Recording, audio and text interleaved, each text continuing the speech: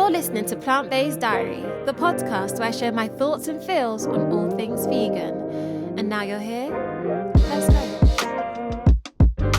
Hi, welcome back to Plant-Based Diary. I hope you're good, I hope you're well. I hope you haven't missed me too much. I've been away for a little hot minute, but I'm still here and I haven't gone anywhere. I'm still staying true to being committed and staying committed and holding myself accountable to releasing something on a regular basis. It's just that life happens and you can't stop life from lifing. Life just has to life. This week, we are going to shout out anyone that is vegan, anyone that is not vegan, and that is coexisting with the opposite. I say that because someone who I love so much and held so dear to me made me realize the importance of being able to share spaces with people who don't share the same values as you. You know, I think in this day and age, and it's crazy, strange day and age, especially in the West, where opinions are so polarized and it's like you're either one side or you're the other side.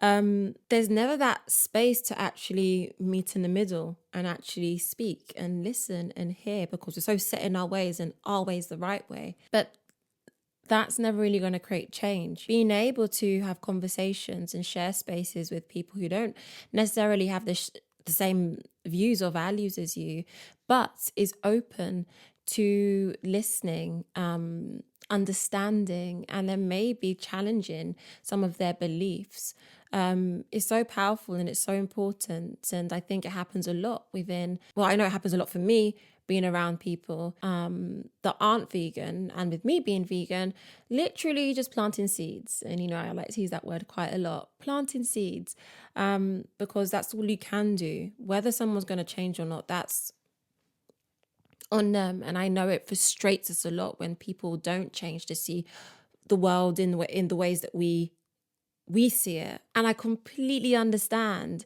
wanting to be around people who share the same values as you, because, like I said, the world is so polarized at the moment that it sometimes is so damaging to our mental health to even want to be in these spaces where people are so opposed to you, because it may create even more just conflict and just damage. People aren't willing to listen and hear.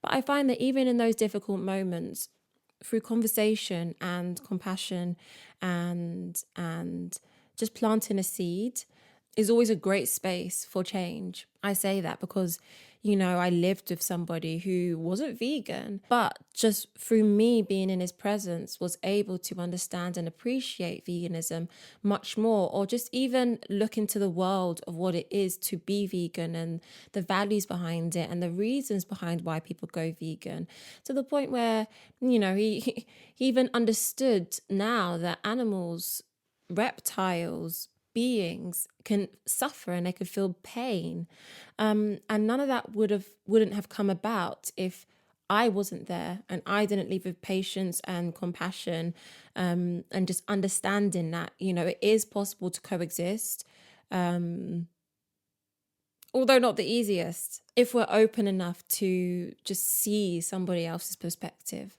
And so, yeah, I just want to shout out to anybody who is learning, who is growing, who is understanding what it is to lead with compassion and kindness and care and empathy, because that's how we create change. And that's how we can try to educate people, or have people just look into the worlds in which they are so kind of, I don't know, anti, so to say. So yeah, actually, I'm going to say this and then we can move on because I'm starting to ramble. But, you know, a perfect example of this is Earth and Ed Winters. And I literally love watching his little videos where he goes around the campuses and he sits down and actually like speaks with students on campus, asking them, of course, to challenge his question about veganism. And you find that in a lot of these conversations, you see that these people are in real time, like having these sorts of like their challenges and their beliefs being actually questioned. And, you know, that's all that you can do. That's all that you can do to change somebody. And so doing that and being able to have a conversation and express yourself through different ways, conversation, art, just by leading by example, your actions, it's so much more powerful than you think. So if you are coexisting or co-living with people who aren't vegan and you are leading by example, go you. If you are someone that isn't vegan, but you're curious and you're learning and you're starting to put the dots together and you're wanting to make those changes, go for you too, because I guess we should be growing to be better and kinder to the planet and to the world and to other beings. So yeah, shout out to you. So, speaking about expressing yourself through art, we are talking about artist Marco Evarissti in my diary today. The reason we're talking about him, because he has been causing a little bit of controversy, although if you look into his work, you'll know that actually him causing controversy isn't actually anything new. But Marco, he is Chilean born, 62 years, I believe. Yep, 62 years. Moved to Denmark, so spends, a lot of time in Denmark. And he creates thought-provoking pieces, artwork. It's all centered around death, animal rights, environmental concerns, all of these things that we as humans need to be looking at and questioning, i.e. the animal agriculture, factory farming industry, global warming, all of these things. And so his most recent exhibition, called Now You Care, was about having 3 piglets on show, like live, and they're basically going to stay in this little cage and practically starve to death. I can't believe that actually happened, or the absurdity of it, is this even real? But it is real. Just before the exhibition was about to go public, activists, alongside with one of Marco's friends, they worked together to rescue these piglets, and basically they stole them before it went live for people to actually see and, come in and have a look. You could say that the friend's daughter had a little bit of an influence because she pleaded to her dad to not let the piggies die. At first, the police were investigating it. Marco, of course, was in his feelings. But then he kind of found solace.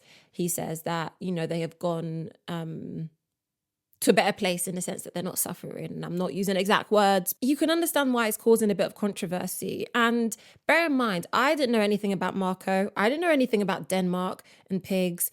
I didn't know anything. I was just like, this is mad. This artist is letting some pigs die through starvation to raise awareness about the suffering of animals. Okay, let's look into this guy. So I go onto his website and it says, Marco's universe forces the spectator to look at life's sometimes obscure and absurd paradoxes. His artworks often revolve around taboos such as death. The only certain knowledge we have is life's inevitable ending. And then it continues a bit more, etc. And so I'm like, okay, cool. This kind of makes sense. And then you look into him a bit more and you look into some of the works that he's done before. In 2000, he had this exhibition called Helena el Pescador. And the whole premises of that, he had goldfish in blenders, and he basically invited the viewers to turn on the blender, essentially blending the fishes. These are live fishes, right? Of course, there was meaning to it, exposing that there are different types of people, the bystander, the one that speaks out, and the one that actually is quite sadistic, to be honest. So there's that. He also did a thought piece when he was making meatballs made of ground beef, but also with the fat from his liposuction. And then he put them in cans and he's lying, he's lying, posing on the can, for the packaging. And so when you actually look into the work that he's done, it is incredibly, thought-provoking for one, unhinged, and not normal. And so, you could see why this one is creating a lot of controversy. He's receiving so much hate. The fact that you would get pigs to die and then call that art. You would get fish and ask people to blend them, which people did, by the way, and that would be called art. And when you go deeper into this thought piece that he was doing, and now you care, I didn't really know anything about pigs. And so I went to look into pigs in Denmark and I discovered some stuff.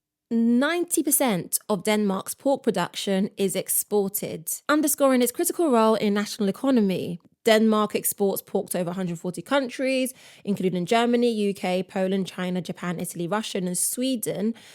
China actually emerged as one of the leading importers for Danish pork. Denmark operates approximately 5,000 pig farms, producing around 28 million pigs annually. So I'm going to take a pause here. It's me post-production in the future. But I'm editing this and I'm realizing that I'm throwing like numbers and facts around, but it all seems a bit abstract.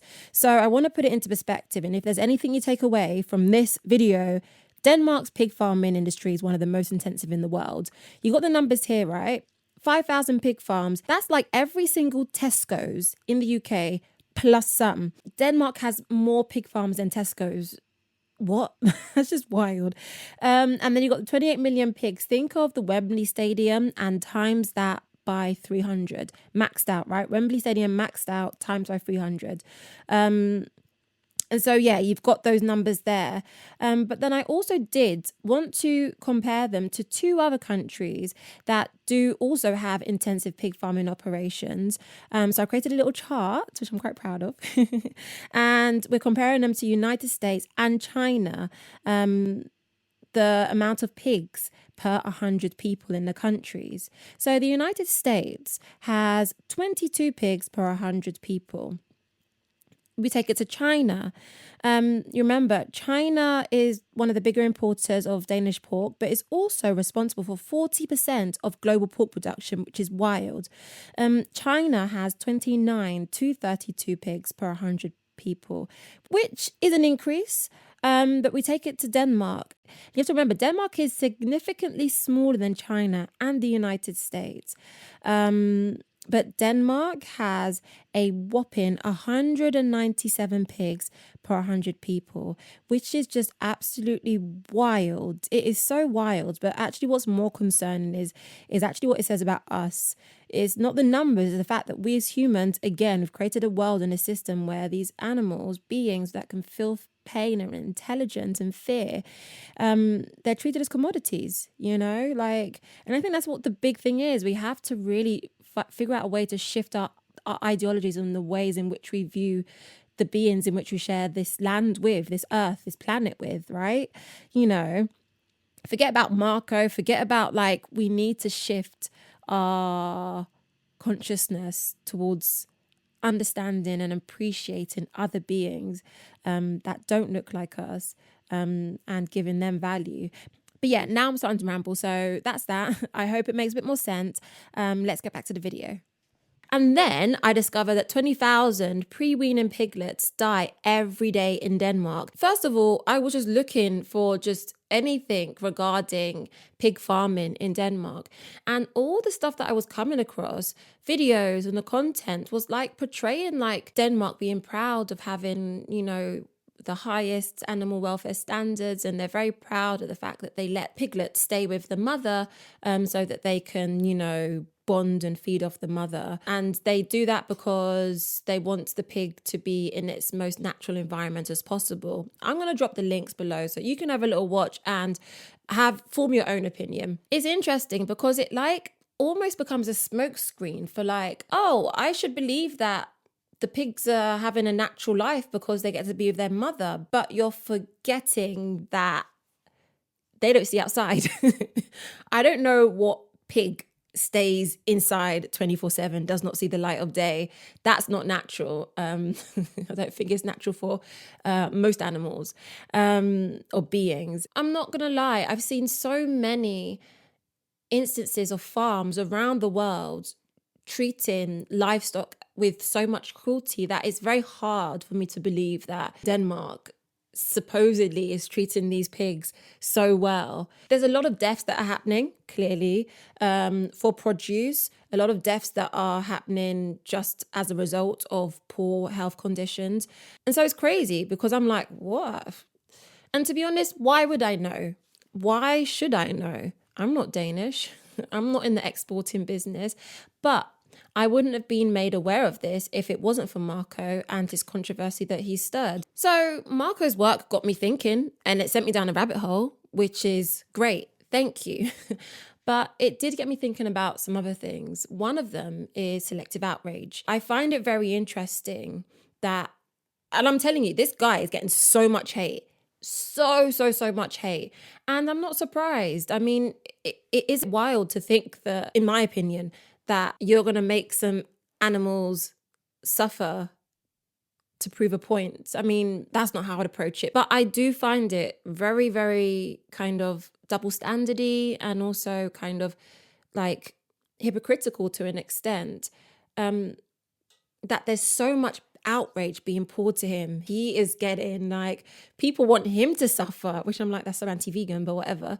Like, so much hate, so much outrage at what he did, right? But shouldn't the outrage be going towards the companies that are actually doing this actively, constantly, every single day? So many animals, every single day. Two wrongs don't make a right. Sure, I get it.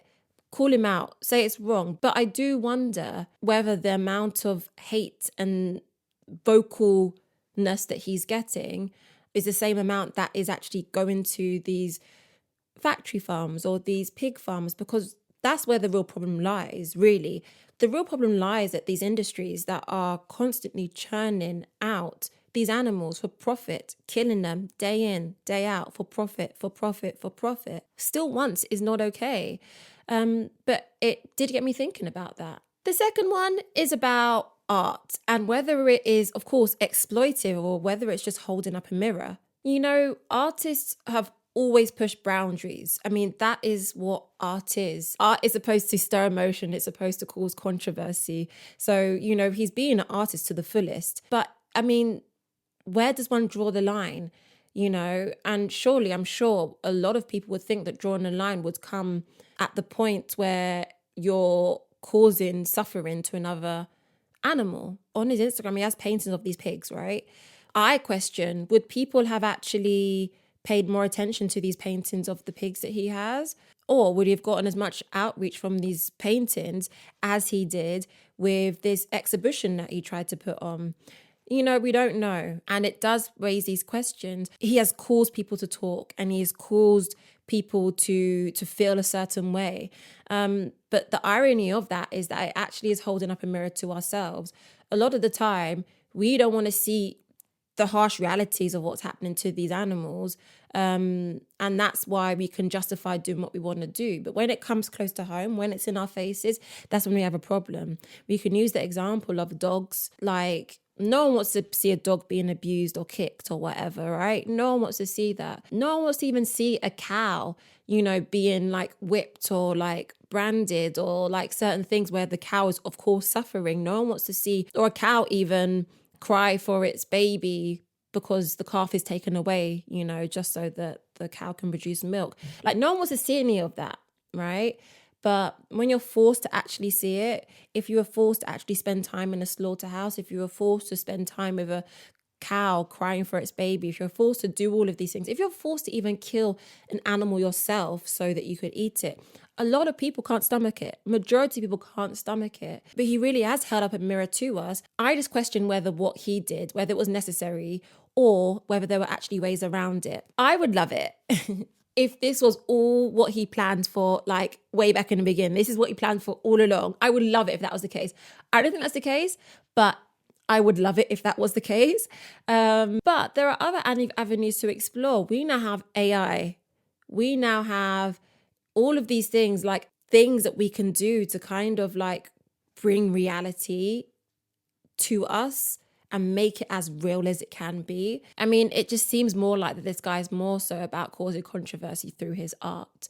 And, you know, it would make a lot of sense if he isn't vegan, that, of course, using animals and exploiting them for the greater good, which is raising awareness and bringing awareness to our eyes, is the way, or is the way that he thinks work should be done. And then my last thing is this really going to create change?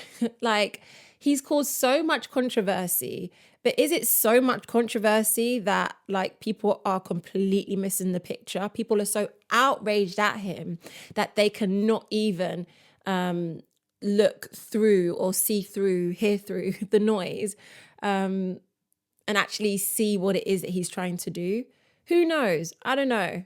But when I heard this, I was like, yeah, I want to talk about it this week. So yeah, I will say as a creative, as somebody that loves the arts, somebody that loves immersing themselves in different forms of expression and hearing people's point of views and how they express themselves, I think it's so important that we have that avenue to do so. But I don't think it should come at the expense of other people's lives, beings' lives. And that's just going to always be a very hard one, because whilst I firmly believe that, you're going to have people that like Marco who don't believe that and who believe that his way of controversy is creating change in the world. And maybe it is. Maybe someone has looked at all of this and they've been like, oh, that's it. I'm never going to eat pigs again. But yeah, it's a interesting one, a very interesting one. Let's take it to If You Know, You Know, and I'll be back. Welcome to If You Know, You Know. What am I? I don't bear fruit, but I'm still quite grand, a herbal helper, nature's hand. For cramps and cycles, I am the key, a soothing sip of remedy. A womb's best friend, I ease the strain and balance hormones and dull the pain. And like a good ally, I shop with care, supporting bodies everywhere. What am I? Stick around to find out, and don't forget, if you know, you know. As always, I'm going to drop the answers for you at the end. I'm going to read one of your emails today. Share your thoughts, feels, delulu dilemmas with me, plantbaseddiary@gmail.com. Hanna asked me what I do with my skin because it's always so glowy. Thank you, Hanna. I really don't do much. I drink water. I stay hydrated. What do I do? And I don't really do much to it. I say that's pretty much it. Invest in a really good skincare routine. It doesn't necessarily mean that you have to buy all the best products. I've even resorted to making my own stuff now. And I'm telling you, the rice stuff works. Oh my gosh. I've been on TikTok too much.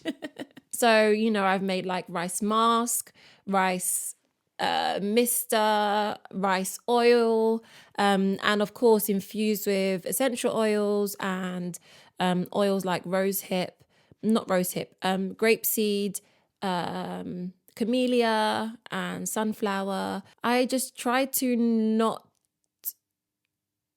put things on it as much. So my daily routine would be just, oil, and then making sure that I stick to that for morning and evening. Yeah, just stay hydrated. And the more that you just leave your face to just be, just stay hydrated. That's my main thing, if I'm honest.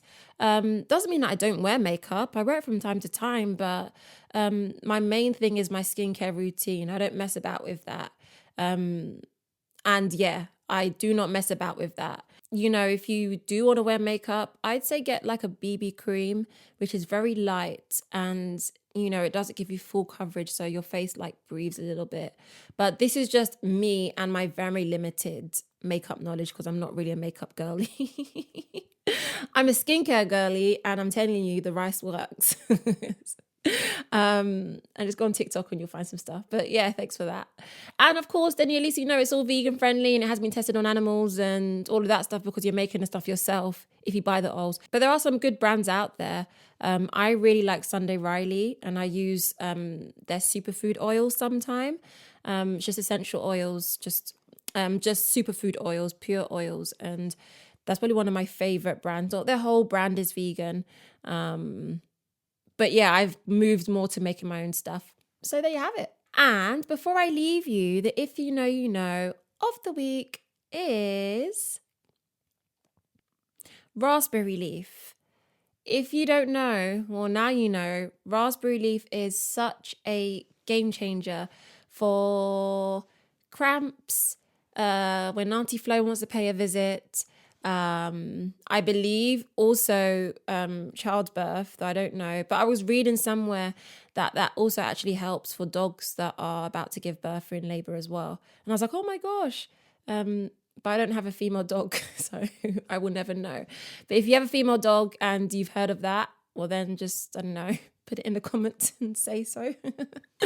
So yeah, there you have it. Anyway, thanks for sticking around. I'm so happy to be back. I love you. Be kind, stay curious, and I'll see you next week.